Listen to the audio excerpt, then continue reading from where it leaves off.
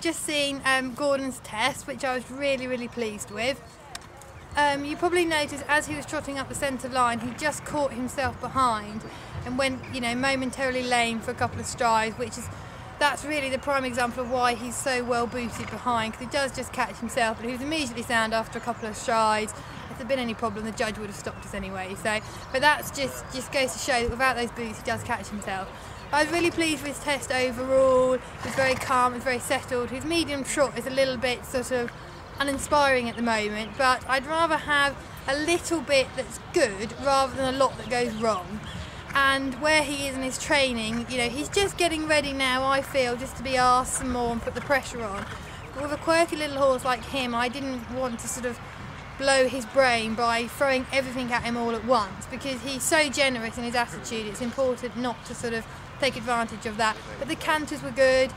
Cantering, had to do a very tight turn, canter up the centre line, trot at X, halt at G, which leaves, nothing not to be seen, so to speak, because the judge's got you right in front of her. But he was good, he did it, and he was a little unbalanced, but overall the test, I would say, was very nice, and he tried, and it was calm and relaxed. So they're the foundations you need for the next level, which is putting the pressure on and asking a bit more. Show jumping, I was really pleased with him. Lovely clear round, but he was green, and you might notice by the fact he didn't do sort of his flying changes, which he can do. He was just a bit like a big baby QE2, just getting around the corners anyway. But that's fine. I didn't pull him around because he's a sort of not stressy, but he's a bit of a worrier.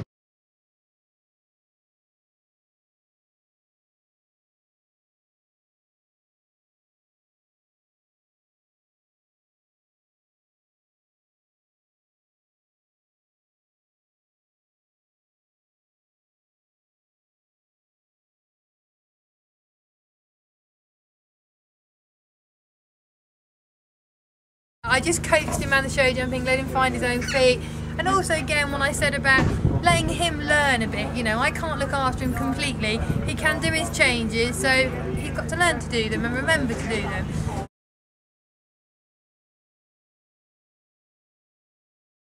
Cross country, he was a star. He got me out of jail at the corner to the brush. I'm being very honest in saying that I overset him up. 2 strides out, we were on a lovely shot. I took 1 pull too many, dropped him in the doo-doo, and I was like, oh my god, I'm so sorry, here's the rain, get us out of jail, and he did. That's what's great about him, and that's what's great about if you can educate them in a way where they have to think on their feet and a bit quick, and you then don't get in the way. They should learn to get themselves and you out of trouble, which is part of cross-country riding. You need them to have a 5th leg and think about you and them.